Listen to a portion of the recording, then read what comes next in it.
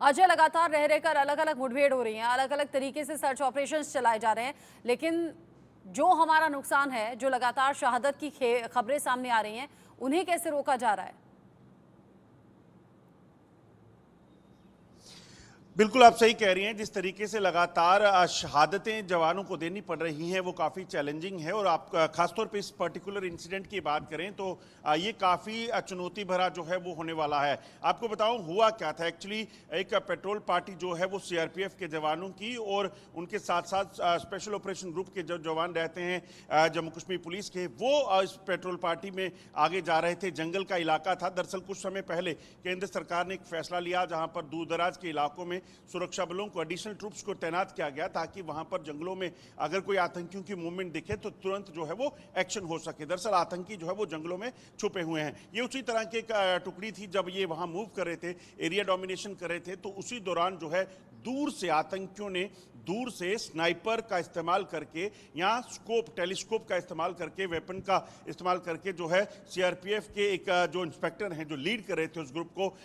Inspector Kuldeep, उनको जो है वो निशाना बनाया, जिससे उनकी जो है वो जान गई है, वो शहीद हुए। दरअसल दूर से डिस्टेंस से फायर करने का जो ये नई पाकिस्तान की चाल है, इस चीज़ को समझना होगा। आपको बता दूं कि 90 के दशक के बाद जब आतंकवाद शुरू हुआ था तो कई बार इसी तरह से डिस्टेंस से रॉकेट लॉन्चर और स्नाइपर के जरिए टारगेट करने की कोशिश सुरक्षा बलों को, पॉलिटिशियंस को जो है वो होती रही है। और एक बार फिर से अगर इस तरह की कोशिशें तेज हुई हैं या शुरुआत हुई है तो यकीनन ये कहीं ना कहीं काफ़ी चुनौती भरा है, क्योंकि आने वाले समय में चुनाव होने वाले हैं। जब वहां पर फायरिंग हुई, तुरंत जो बाकी जवान थे वो अलर्ट हो गए, उन्होंने मोर्चा संभाला, मगर क्योंकि वो दूर से टारगेट किया गया था, आतंकियों ने फायर किया और उसके बाद वहां से भाग गए। और उसी के बाद से लगातार सर्च की जा रही है। रात के अंधेरे में बारिश भी हो रही थी। वहां पर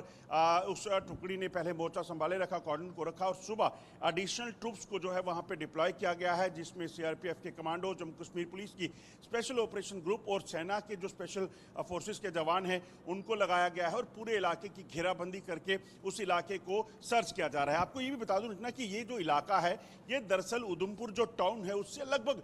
150 से 200 किलोमीटर दूर है। चिल इलाका पड़ता है जिसका गांव का नाम, और डुडू बसंतगढ़ का ये दूर दराज का इलाका है। यहाँ लगभग 1.5 महीने पहले एक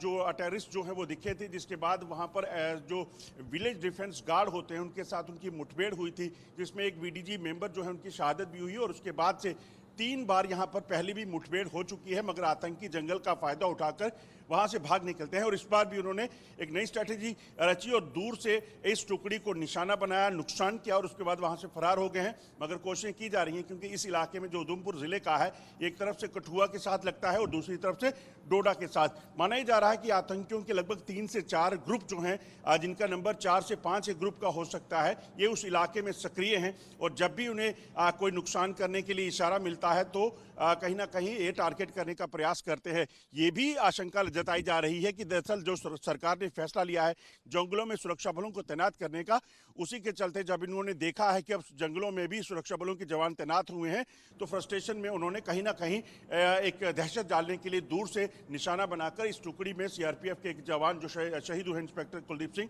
उनको निशाना बनाया है। अब जिस तरीके से घटनाएं सामने आ रही हैं, लगातार लोगों में दहशत पैदा करने के इरादे से इन खबरों पर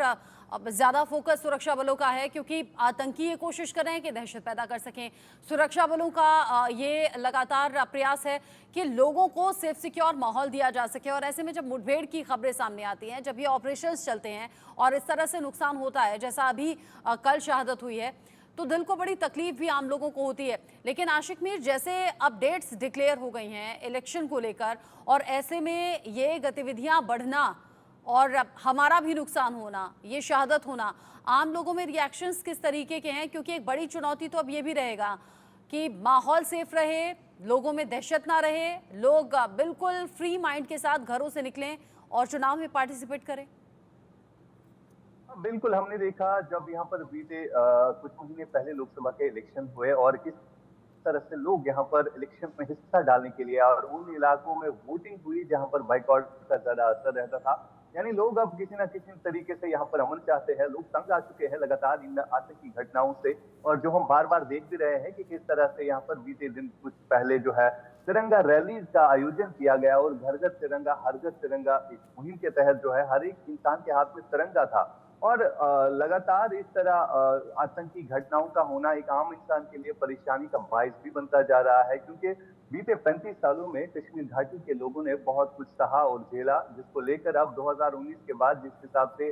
हालात माहौल जो है साजगार हुआ था और लोग यहाँ पर यही अमन चैन की जिंदगी बसर करना चाहते हैं। और जिस हिसाब से लगातार बीते कुछ महीनों से जम्मू के कई एक इलाकों में डिस्टर्बेंस फैलाने की कोशिश की जा रही है, इससे साफ तौर पर यह जाहिर हो रहा है कि अब आतंकियों का बेस जो है जम्मू रीजन बन गया है, क्योंकि कहीं ना कहीं कश्मीर घाटी में ये आतंकी जो है जंग हार चुके हैं। और अब सितंबर में जिस हिसाब से 18 सितंबर से यहाँ पर विधानसभा के इलेक्शंस होने जा रहे हैं और लोगों की पार्टिसिपेशन इसमें लाजमी बनती है, क्योंकि लोकसभा इलेक्शंस में हमने देखा कि किस तरह से लोग जो है बढ़ चढ़कर हिस्सा लेने के लिए आए और इन्हीं बातों का जिक्र बीसीसीआई के चीफ की तरफ से भी किया गया कि किस तरह से लोगों की वो शाबाशी दे रहे थे कि डेमोक्रेटिक सेटअप में किस तरह से लोगों ने जो है हिस्सा डाला और आने वाले इलेक्शंस में इसी तरह लोग जो है खुलकर सामने आ जाएंगे। और ये बात जो लोगों है का कि घरों से निकलना, ज्यादा वोटिंग होना, लोकसभा इलेक्शंस में लोगों का बढ़ चढ़कर हिस्सा लेना, यह आतंक परस्त पाकिस्तान को पसंद नहीं आया और इसीलिए साजिशें तेज हो गई।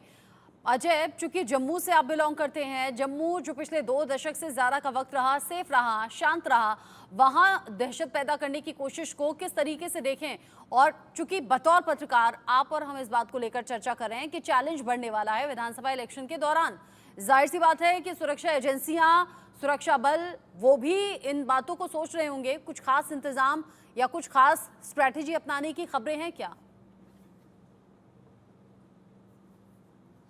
देखिए, इस चीज़ को हम समझने की कोशिश करें तो आप देखें, कश्मीर में दरअसल जब आतंकियों का सफाया हुआ, आतंकी कमांडर मारे गए, तो आम लोगों की शमूलियत उसमें रही। दूसरी तरफ ये होता था जी कि जब भी मुठभेड़ होती थी, अगर उसमें कोई सिविलियन मारा जाता था तो पाकिस्तान का जो एजेंडा, जिस चीज़ को लेकर पाकिस्तान चल रहा था कि कश्मीर में भारत जुल्म करता है, सुरक्षा बल जुल्म करते हैं, उसमें कुछ और चीज़ निकल कर सामने आती थी कि कैसे आतंकी जो हैं वो सिविलियंस को टारगेट करना शुरू हो गए थे। तो वहाँ पर जो सपोर्ट बेस था इन आतंकियों को, वो खत्म हो गया, वो कम हो गया। और उसके बाद आतंकियों ने जब देखा कि कश्मीर में सपोर्ट बेस नहीं है, कश्मीर में आम लोग जो हैं वो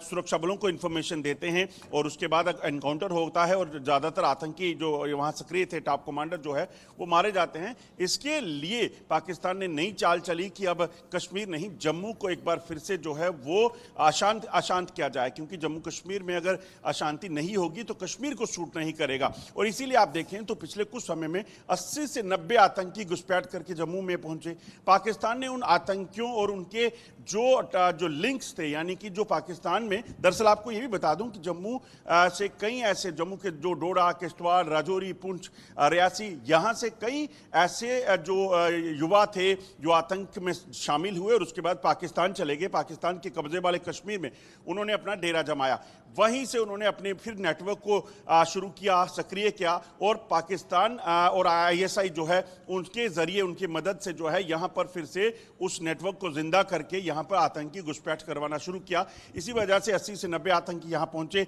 अब वही आतंकी डोडा, किश्तवाड़, रामबन हो, कठुआ हो, उधमपुर हो, रियासी हो या फिर राजौरी, पुंछ के इलाके, यहाँ पे वो सक्रिय हैं और वहाँ जंगलों में बैठे हैं। दरअसल जम्मू में जो है जंगल इस तरह से हैं जो कई किलोमीटर तक फैले हुए हैं और पिछले कुछ समय में जब LAC पे तनाव हुआ था तो रोमियो फोर्स और डेल्टा फोर्स, जो कि जम्मू के इन इलाकों में, राजौरी, पुंछ का, रियासी का इलाका या किश्तवाड़, डोडा का इलाका, यहाँ से उसे मूव करके